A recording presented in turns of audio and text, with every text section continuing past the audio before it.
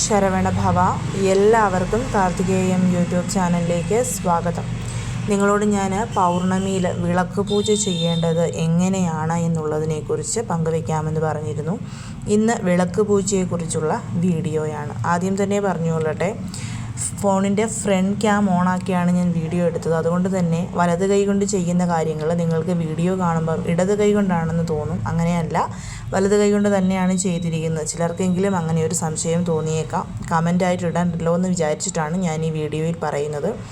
വളരെയധികം സിമ്പിളായിട്ട് നമുക്ക് ചെയ്യാൻ പറ്റുന്നതാണ് പൗർണമിയിലെ ഐശ്വര്യ പൂജ അല്ലെങ്കിൽ വിളക്ക് പൂജ എന്ന് പറയുന്നത്. നമ്മുടെ കുടുംബത്തിൻ്റെ ഐശ്വര്യത്തിനും സന്തോഷത്തിനും സമാധാനത്തിനും ഒക്കെ വേണ്ടിയിട്ടാണ് നമ്മൾ പൗർണമിയിലെ വിളക്ക് പൂജ ചെയ്യുന്നത്. ഇത് പൗർണമിയിൽ ചെയ്യുന്നതാണ് ഏറ്റവും ഉത്തമമായിട്ടുള്ള കാര്യമെന്ന് പറയുന്നത്. ഇനി ഇപ്പോൾ പൗർണമിയിൽ പീരിയഡ്സോ അല്ലെങ്കിൽ മറ്റെന്തെങ്കിലും കാരണങ്ങൾ കൊണ്ടോ നിങ്ങൾക്ക് ചെയ്യാൻ സാധിച്ചില്ലെങ്കിൽ ആ മാസത്തിലെ 30 വെള്ളിയാഴ്ച അല്ലെങ്കിൽ ആ മാസം വരുന്ന ഏതെങ്കിലും ഒരു വെള്ളിയാഴ്ചയും നമ്മൾക്കിത് ചെയ്യാവുന്നതാണ്. അപ്പോൾ നമുക്ക് എങ്ങനെയാണത് ചെയ്യേണ്ടതെന്ന് നോക്കാം. പൗർണമിയിൽ ഈ ഒരു വിളക്ക് പൂജ ചെയ്യുന്ന ദിവസം നമ്മൾ നോൺ വെജിറ്റേറിയൻ ഭക്ഷണങ്ങളൊന്നും കഴിക്കരുത്. വ്രതമായിട്ടെടുക്കണമെന്നൊന്നുമില്ല. പൗർണമി വ്രതം എടുക്കുന്നവരാണെങ്കിൽ ഓക്കെ, അങ്ങനെ അല്ലെങ്കിൽ വ്രതമായിട്ട് വേണമെന്നൊന്നുമില്ല. നിങ്ങൾ വെജ് ഫുഡ് കഴിക്കണമെന്നുള്ളതേ ഉള്ളൂ. അതിൽ തന്നെ അരിയാഹാരം ഒഴിവാക്കി ഫ്രൂട്ട്സ് മാത്രം കഴിക്കുന്നത് നല്ല ഫലങ്ങൾ തന്നെ നമുക്ക് തരും.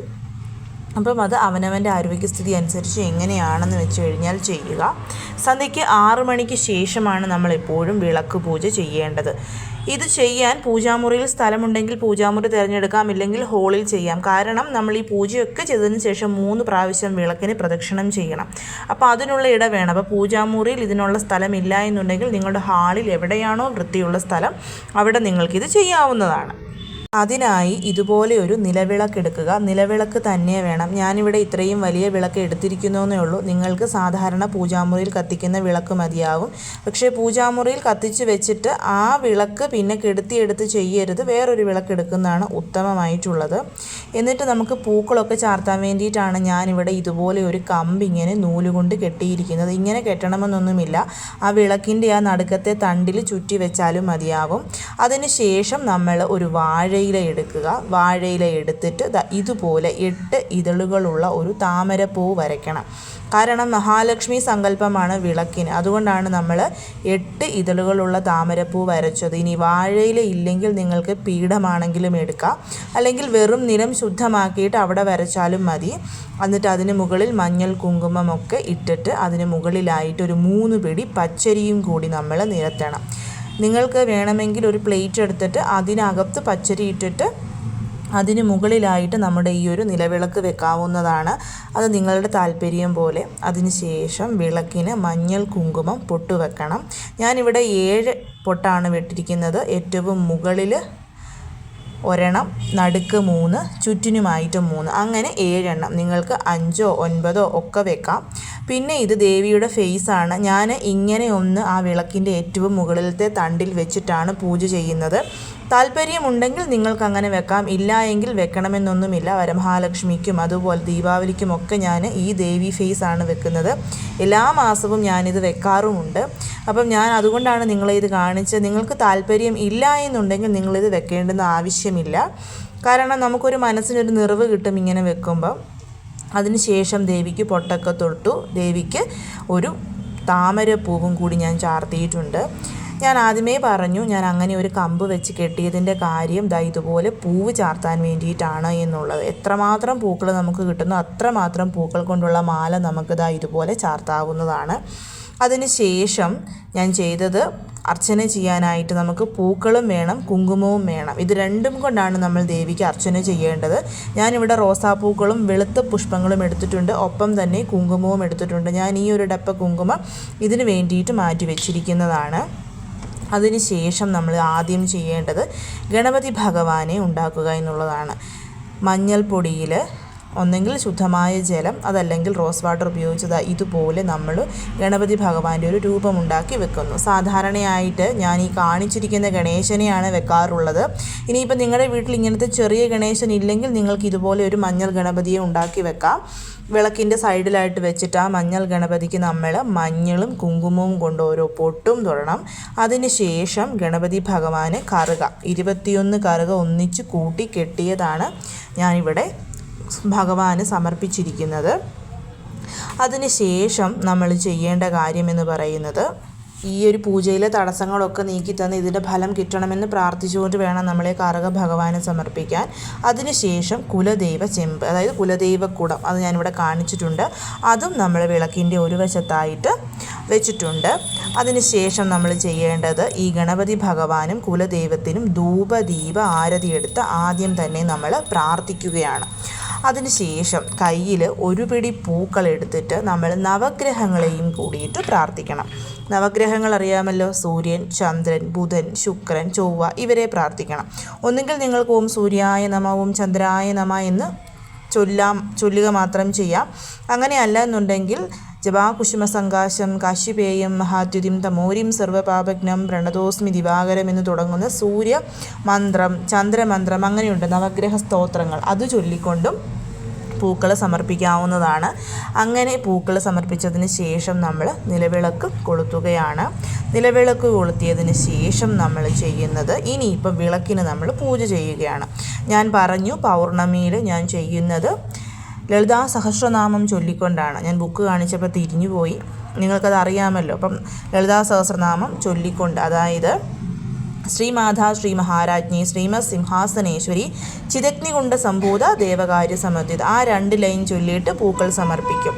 ഇനി അങ്ങനെ അല്ലെന്നുണ്ടെങ്കിൽ ദേവിയുടെ 1000 നാമങ്ങളുണ്ടല്ലോ, ആ നാമങ്ങൾ നിങ്ങൾക്കൊന്നെങ്കിൽ ലളിതാ സഹസ്രനാമ സ്തോത്രം ചൊല്ലാം, അങ്ങനെ അല്ലെങ്കിൽ നാമാവലി ചൊല്ലി പൂക്കൾ സമർപ്പിക്കാം.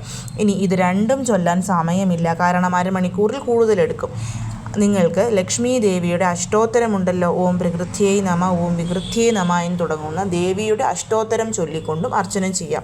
അർച്ചന ചെയ്യുമ്പോൾ വിളക്കിൻ്റെ 3 ഭാഗത്തും, ഏറ്റവും മുകളിൽ, നടുക്കും ഏറ്റവും താഴെയും കാണിച്ചുകൊണ്ട് വേണം പൂക്കൾ സമർപ്പിക്കാൻ. ഞാനിതാ ഇവിടെ കാണിക്കുന്നുണ്ട്. എന്ത് മന്ത്രമാണ്, ഇപ്പം ലളിതാ സഹസ്രനാമമാണെങ്കിലും നാമാവലി ആണെങ്കിലും, ഇനി അതല്ല ലക്ഷ്മി ദേവിയുടെ അഷ്ടോത്തരമാണ് ചൊല്ലുന്നതെങ്കിലും നമ്മൾ കുറച്ച് പൂക്കൾ കൊണ്ട് വേണം ആദ്യം അർച്ചന ചെയ്യാൻ വേണ്ടിയിട്ട്. അതിനുശേഷം കുറച്ച് കുങ്കുമം കൊണ്ടും, കുങ്കുമം എന്ന് പറയുമ്പം ഇതുപോലെ ഒന്നുകിൽ നിങ്ങൾക്ക് ബ്രാസിൻ്റെ പാത്രം വെക്കാം, ഇല്ലെങ്കിൽ വെറ്റിലയോ വാഴയിലയോ വിളക്കിനടുത്തായിട്ട് വെച്ചിട്ട് നമ്മുടെ തള്ളവിരലും മോതിരവിരലും കൂട്ടിച്ചേർത്ത് മുകൾ ഭാഗത്തും നടുക്കും ഏറ്റവും താഴെയും കാണിച്ചിട്ട് നമ്മൾക്ക് ആ ഒരു കുങ്കുമം ആ പാത്രത്തിലോട്ട് അർച്ചന ചെയ്യാം.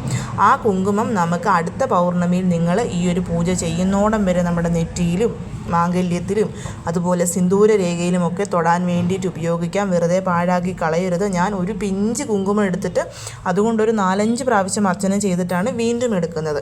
എല്ലാ മന്ത്രവും ചൊല്ലിയതിന് ശേഷം ഞാൻ നിങ്ങളോട് ചന്ദനക്കുഴമ്പ് വശ്യത്തിന് വേണ്ടിയിട്ട് ഉണ്ടാക്കി വെക്കാൻ പറഞ്ഞിരുന്നു, അതാണ് ആ കാണിക്കുന്നത്. അതിൽ മുഖ്യമാണ് ഏറ്റവും അവസാനത്തെ കുറച്ച് നാമങ്ങൾ അർച്ചന ചെയ്ത് ദേവിയെ പ്രാർത്ഥിക്കുന്നത്. കാരണം അങ്ങനെയും കൂടെ ചെയ്യുമ്പം നമ്മുടെ പ്രാർത്ഥന വളരെ പെട്ടെന്ന് ദേവിയിലെത്തുകയും അത് പെട്ടെന്ന് തന്നെ നമുക്ക് സാധിച്ചു കിട്ടും. നമ്മുടെ കുടുംബത്തിനത് ഐശ്വര്യവുമാണ്. അതുകൊണ്ടാണ് ഞാൻ അങ്ങനെ ചെയ്തത്. അതിന് ശേഷം അർച്ചനയെല്ലാം ചെയ്തതിന് ശേഷം നമ്മൾ ദേവിയോട് വീണ്ടും പ്രാർത്ഥിക്കുന്നു. പ്രാർത്ഥിച്ചതിന് ശേഷം ധൂപ ആരതി, അതായത് സാമ്പ്രാണി കൊണ്ടുള്ള ആരതിയാണ് ഈ കാണിക്കുന്നത്. അത് കഴിഞ്ഞ് നമ്മൾ ദീപ ആരതി, നെയ് ദീപ ആരതി തന്നെ ദേവിക്ക് കാണിക്കണം. അങ്ങനെ നെയ് ദീപ ആരതിയും കാണിക്കുന്നു. ഞാൻ ഏറ്റവും മുകളിൽ ദേവിയുടെ ഫേസിനെടുക്കും, ഏറ്റവും താഴെയും എടുത്ത് പിന്നെ ചുറ്റുമായിട്ട് അങ്ങനെ 3 പ്രാവശ്യമാണ് ദേവിക്ക് ഞാൻ ആരതി എടുക്കുന്നത്. ഒറ്റ പ്രാവശ്യമായിട്ടും എടുക്കാം, അത് അവരവരുടെ ഇഷ്ടമാണ്. എങ്ങനെ വേണമെങ്കിലും ദേവിക്ക് ആരതി എടുക്കാവുന്നതാണ്. ആരതി എടുക്കുമ്പോൾ പൂജയിൽ എന്തെങ്കിലും തെറ്റുകളോ കുറ്റങ്ങളോ വന്നിട്ടുണ്ടെങ്കിൽ അതൊക്കെ പുറത്തു തരണമെന്ന് ദേവിയോട് പ്രാർത്ഥിച്ചുകൊണ്ട് വേണം നമ്മൾ ആരതി എടുക്കാൻ. നമ്മുടെ പ്രാർത്ഥന സ്വീകരിക്കണമെന്നും നമ്മൾ ദേവിയോട് പറയണം. അതിനുശേഷം ചെയ്യേണ്ടത് ഞാൻ പറഞ്ഞു, കോടീശ്വര യോഗത്തിന് മഹാലക്ഷ്മിക്ക് സമർപ്പിക്കേണ്ട വസ്തു ഞാൻ അതും ഈ ഒരു പൂജ ചെയ്യുമ്പോൾ വെക്കാറുണ്ട്. പൈസ, വസ്ത്രം, സ്വർണം, വെള്ളി അത് സമർപ്പിക്കുന്നു. അതിനുശേഷം നമ്മൾ സമർപ്പിക്കുന്നത് നിവേദ്യമാണ്. വെറ്റില, പാക്ക്, പഴം, അതുപോലെ തന്നെ ശർക്കര പായസം, പാല്, തേങ്ങ, പിന്നെ 5 ഫ്രൂട്ട്സ്. ഇതാണ് ഞാൻ സമർപ്പിച്ചിരിക്കുന്നത്. ഇതിൽ നിർബന്ധമായിട്ടും വേണ്ടത് വെറ്റില പാക്ക്, പഴം, തേങ്ങയാണ്. ബാക്കി നിങ്ങളുടെ ഇഷ്ടം പോലെ നിങ്ങൾക്ക് എന്ത് വേണമെങ്കിലും ദേവിക്ക് സമർപ്പിക്കാവുന്നതാണ്. അതിനുശേഷം നമ്മൾ ചെയ്യേണ്ടത്, ഇതും സമർപ്പിച്ചതിന് ശേഷം എഴുന്നേറ്റ് 3 പ്രാവശ്യം നമ്മൾ ആ വിളക്കിന് വലം വെക്കുകയാണ്. നമ്മുടെ കൈകൾ കൂപ്പി പിടിച്ച് ആ വിളക്കിന് ചുറ്റുമായിട്ട് നമ്മൾ വലം വെക്കണം. ഓരോ പ്രാവശ്യവും വലം വെച്ച് വിളക്കിന് മുൻപിൽ വരുമ്പോൾ തൊട്ട് തൊഴുകണം. അങ്ങനെ രണ്ടാമത്തെ പ്രാവശ്യവും 3ാമത്തെ പ്രാവശ്യവും. അതിനുശേഷം ആ വിളക്കിൻ്റെ അടിഭാഗത്ത് പിടിച്ചിട്ട് ഫ്രണ്ടിലോട്ട് നമ്മളൊന്ന് നീക്കണം. ആ വിളക്ക് അനക്കി വെക്കുക എന്നുള്ളതാണ്. കാരണം ലക്ഷ്മി ദേവിയുടെ സാന്നിധ്യമാണല്ലോ ആ വിളക്കിലുള്ളത്, അല്ലെങ്കിൽ ദേവിയുടെ. അപ്പം ആ ഒരു സാന്നിധ്യം അവിടെ ഉള്ളത് കൊണ്ടാണ് നമ്മൾ ജസ്റ്റ് ആ വിളക്കൊന്ന് മുമ്പിലോട്ടൊന്ന് വലിക്കുന്നത്. വലിച്ചതിന് ശേഷം ഈ സാധനങ്ങളൊക്കെ അവിടെ തന്നെ ഇരുന്നോട്ടെ. വിളക്ക് കെട്ടി കഴിയുമ്പം നിങ്ങൾക്കിതൊക്കെ എടുത്ത് മാറ്റാവുന്നതാണ്. പിന്നെ വെച്ചിട്ടുള്ള ഫ്രൂട്ട്സ് അല്ലാത്ത, ഇപ്പോൾ പാലോ ശർക്കര പായസമോ ഒക്കെ വെച്ചിട്ടുണ്ടെങ്കിൽ നിങ്ങൾക്ക് അപ്പോൾ തന്നെ എടുത്ത് നിങ്ങൾക്കും കഴിച്ച് വീട്ടിലുള്ളവർക്കും കൊടുക്കാവുന്നതാണ്. അതേപോലെ കുങ്കുമം സൂക്ഷിച്ചു വെക്കണം. ഇതിലെ പൂക്കളൊക്കെ എങ്ങനെയാണോ നിങ്ങൾ സാധാരണ പൂക്കൾ ഡിസ്പോസ് ചെയ്യുന്നത് അതുപോലെ തന്നെ ഡിസ്പോസ് ചെയ്താൽ മതിയാവും. ഇങ്ങനെ വിളക്കിൽ ദേവിയുടെ ഫേസ് വെച്ചിട്ടുള്ളവരാണെങ്കിൽ അത് അതേ പൊടി എടുത്തിട്ട് നിങ്ങളുടെ പാത്രത്തിൽ കൊണ്ടുപോയി വെക്കാവുന്നതാണ്. അത് വളരെയധികം ഐശ്വര്യമാണ്. അന്നപൂർണാഭാവത്തിൽ ദേവി നമ്മുടെ അടുക്കളയിൽ വസിക്കുന്നു എന്നുള്ളൊരു വിശ്വാസം. അങ്ങനെ വെക്കാൻ താല്പര്യമില്ലാത്തവർക്ക് നല്ലൊരു ക്ലോത്തിൽ പൊതിഞ്ഞ് സൂക്ഷിച്ചു വെക്കാവുന്നതാണ് എവിടെയെങ്കിലും. എല്ലാ മാസവും വരുന്ന പൗർണമിയിൽ തീർച്ചയായിട്ടും നിങ്ങളിത് ചെയ്യണം. ഇനി ഈ മഞ്ഞൾ ഗണപതിയെ ഉണ്ടാക്കിയത് നിങ്ങൾക്കിത് നന്നായിട്ട് വെള്ളത്തിൽ ചാലിച്ചിട്ട് വെളിയിലുള്ള ചെടിയുടെ ചുവട്ടിൽ ആരും ചവിട്ടാത്തിടത്ത് കൊണ്ടുപോയി കളയാവുന്നതുമാണ്. പിറ്റേ ദിവസം വളരെയധികം നല്ല ഫലങ്ങൾ നമ്മുടെ കുടുംബത്തിന്, സത്ഫലങ്ങൾ, ഐശ്വര്യങ്ങൾ തന്നെ നമ്മുടെ വീട്ടിലോട്ട് വരും. നിങ്ങൾ അടുപ്പിച്ചൊരു 3 മാസം ഇതിങ്ങനെ തന്നെ ചെയ്തു നോക്കൂ. നിങ്ങൾ വിചാരിക്കുന്നതിലും അധികം ഫലമാണ് നമുക്ക് കിട്ടുന്നത്. ഞാൻ പറഞ്ഞു ഇതിൽ 3 മന്ത്രങ്ങൾ നിങ്ങൾക്ക് ചൊല്ലാമെന്നുള്ളത്. ഇത് 3 ചൊല്ലിയാലും ഫലം ഒരുപോലെ തന്നെയായിരിക്കും. പൗർണമി ആയതുകൊണ്ടാണ് ലളിതാ സഹസ്രനാമം ചൊല്ലാനായി ഞാൻ പറഞ്ഞത്. ഇത് നമ്മൾ ചെയ്തതിന് ശേഷം വെളിയിൽ പോയി ചന്ദ്രഭഗവാനെ കണ്ട് പ്രാർത്ഥിക്കുന്നതും വളരെ നല്ലതാണ്. ചന്ദ്രന് അർഘ്യം കൊടുക്കുന്നതും കർപ്പൂര ആരതി, നെയ്ദീപ ആരതിയൊക്കെ എടുക്കുന്നത്, ഇത് കണ്ടതിന് ശേഷം ചെയ്യുന്നത് വളരെ സത്ഫലങ്ങൾ തന്നെ നമുക്ക് തരും.